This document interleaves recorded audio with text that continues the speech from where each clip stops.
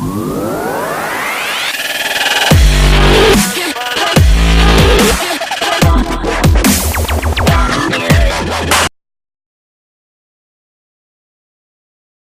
TV here, bringing you a new video. So in this video we'll look at an Excel tutorial in which I'll show you how you can freeze panes in order to manage your data more efficiently.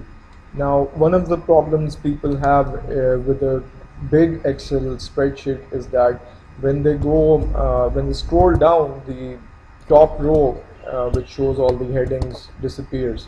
So what I will show you in this video is how you can freeze that top row or pane so that you may be able to look at the rows when you scroll down the data as well. So let's start with the video. So first of all, what you'll have to do, you'll see this view tab over here.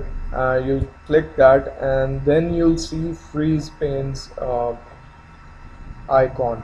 Now you'll go in this icon and the second option is freeze top row. You'll click that, and now once you scroll down the data, what you'll see is that the first row has been frozen and it remains visible. Even though you're scrolling down the data, it remains visible. So that is a very convenient technique if you're dealing with a very large spreadsheet in which you have multiple entries. Over here I have a spreadsheet with 50 entries, but you can have an Excel sheet in which you have more than 100 or 1,000 entries.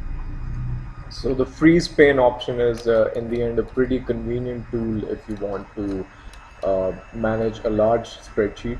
So in my view, I think it's a pretty convenient technique, and you guys should definitely try it out. If you have a large spreadsheet, that would make your life a lot more easier. So I guess that's about it. Thank you guys for watching this video, and do mention in the comments what you think about this video, and if you have any other requests regarding Excel, please let me know in the comments below.